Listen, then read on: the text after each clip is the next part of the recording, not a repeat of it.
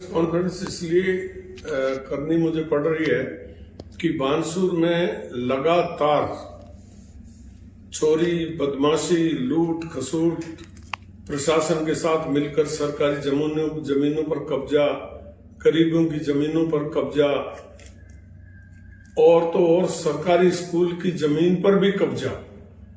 और तहसीलदारों का तो यह हाल है कि तहसीलदार एक दिन में रजिस्ट्री भी कर देता, नामांतरण भी खोल देता, कब्जा भी दिला देता है एक दिन में। इस तरह के हालात मैंने देखे हैं बानसूर में चल रहे हैं। सरेआम रिश्वत के बिना कोई काम नहीं हो रहा। मॉनिटरिंग करने वाला जो सरकार का जो सरकार में बानसूर की जनता का प्रतिनिधि होता है, मैं समझता हूं कि वहां पर कोई कार्रवाई नहीं हो रही सिवाय इनको सह देने की। वहां पर एक प्रचलित हो रही है बात बानसूर में, एक नारायणपुर में भी, बानसूर में भी। वो मैं आपको सुनाता हूं 4 लाइन की जो वहां बात चल रही है। वारे हवेली के लाल, तूने कर दिए कमाल, छोड़ दिए दलाल और हो गए माला माल। अच्छा, खास बात तो ये कि जिन दलालों का नाम है ये कि ये दलाल शकुंतला जी थी जब ये सारे कांग्रेस के दलाल थे। देखो दलालों में कितनी मतलब होशियारी होती है, इनको शर्म भी तो नहीं आती दूसरे दिन पलटी खाकर जिसका राज आ जाए वो उसमें चले जाते हैं। पहले भी राज में, शकुंतला के राज में भी ऐसी जमीनों पर बहुत भारी कब्जा हुआ। मुझे रात दिन मशक्कत करनी पड़ी, मदद करनी पड़ी लोगों की। और आज शकुंतला जी नारायणपुर में एक ऐसा बड़ा मामला हुआ कि सरकारी जमीन, वो भी कन्याओं की जमीन, स्कूल की जमीन पर कब्जा हो गया। वहां के साथ में कोई जमीन को कॉमर्शियल एक्टिविटीज में तहसीलदार द्वारा उसको कन्वर्ट कर दिया गया। जो रास्ता भी नहीं था, वहां मकानात लोगों के रहने के बने हुए थे, तो उनको कह दिया मौके पर कोई सब खाली पड़ी है और रास्ता दिखा दिया। मतलब ऐसी बदमाशियां दिन में दिन दहाड़े चोरियां हो रही है, बदमाशियां लूट फसूट हो रही है। ऐसे ही इनके जो 7-8 जो दलाल हैं, राज के जो दलाल हैं 7-8, इन दलालों ने बिजली बोर्ड में बहुत बड़ा घोटाला किया। बिजली बोर्ड में इन्होंने जो खंबे गाड़ते हैं नए तार लगाने के, उन खंभों को बेच खाया, कहीं सरकार में जमा नहीं हुए, तारों को बेच खाया।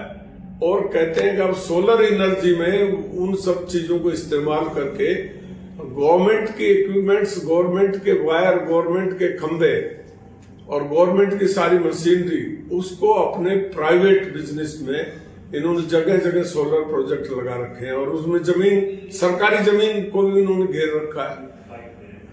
सरस का अभ्यारण्य क्या जो क्षेत्र है, उसके इर्द गिर्द वहां सीमा निश्चित की हुई है और वहां पर सोलर प्रोजेक्ट लगाना, जो अब्दुल रहमान में जो नदी नाले हैं उनके पास सोलर प्रोजेक्ट लगाना, रात को जंगली जानवरों का आवागमन में लाइट से बहुत असर पड़ता है।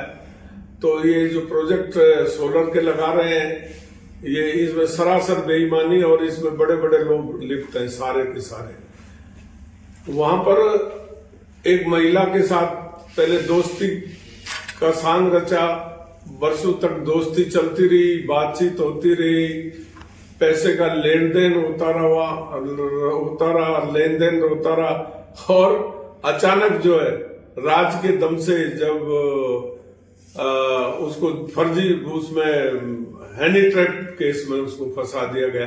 पुलिस ने भी पावर का दुरुपयोग किया है और इसमें अभी तक कोई गिरफ्तारी नहीं हुई। ये तो पुलिस प्रशासन पर भी उंगली उठने का काम है। मैं इसको मुद्दे को छोड़ने वाला नहीं हूं, इन सारी बातों की जांच कराऊंगा। बड़ा भ्रष्टाचार हो रहा है। पहले कुछ तो ऐसे बानसूर में जो सरेआम, पहले एक भूपसेड़ा मर्डर हुआ, एक मर्डर मैनपुर बास में हुआ। उस मर्डरों में जो लोग शामिल थे, संदिग्ध लोग शामिल थे, उनकी कतई जांच नहीं हुई। तो वो बड़े बड़े व्यापार कर रहे हैं, सरकार के अंग बन रहे हैं, सरकार के सलाहकार बन रहे हैं, फाइनेंसर बन रहे हैं। तो ये सारे इतना बुरा हाल हो रहा है, तो मैं इनका भंडाफोड़ करना चाहता हूँ और मेरे कोई घबराहट नहीं है। मेरे पास सब प्रूफ है, मैं प्रूफ के साथ ये सारी बात करना चाहता हूँ। तो मैंने 28 तारीख तक 1 बजे मैंने जिले की पत्रकार कॉन्फ्रेंस रखी है कि किस तरह से प्रशासनिक अधिकारियों से और सरकार के प्रतिनिधियों से मिलकर के बानसूर को लूटा जा रहा है। ये कतई बर्दाश्त के काबिल नहीं है।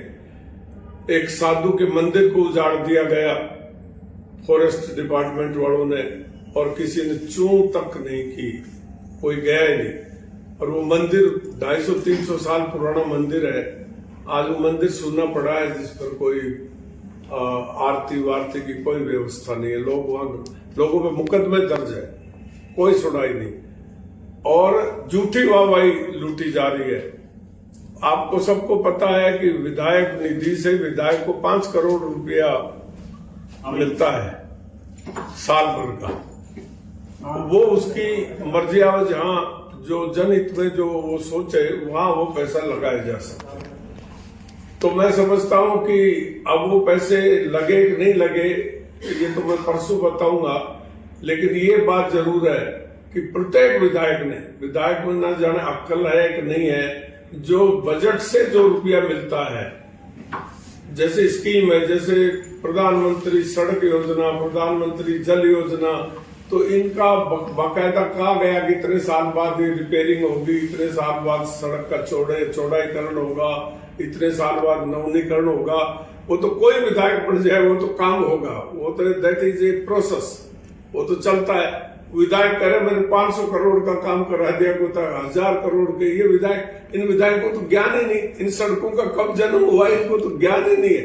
इन सड़कों का जन्म जब हुआ तभी ये तय हो गई थी कि इन सड़कों का इतने दिन में रिपेयर, ये अपने खाते में चढ़ा लेते हैं, मैंने इतना किया। सिर्फ 5 करोड़ का काम ये कर सकते हैं और जनता की ज्वलंत समस्याओं को लोकसभा में, विधानसभा में ये उठा सकते हैं। ऐसा ये नहीं कर रहे।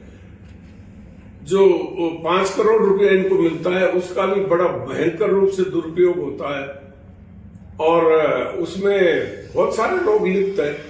मैं ये नहीं कहता कि कोई एक ही विधायक को इसमें लिप्त है, बहुत सारे विधायक लिप्त हो सकते हैं। और आजकल तो मैं आज खोल कर नहीं, मैं तो नामजद बोल दूंगा। मैं तो जब प्रेस कॉन्फ्रेंस होगी तब नामजद मैं बताऊंगा। तो एप्स्टीन कांड या तो जो विश्व का जो एप्स्टीन कांड जो हुआ है, अमेरिका के ट्रंप का भी उसमें नाम है, हमारे भारत के बड़े नेताओं का भी इसमें नाम है। ये उस दिन मैं सारा खोल कर गया बताऊंगा।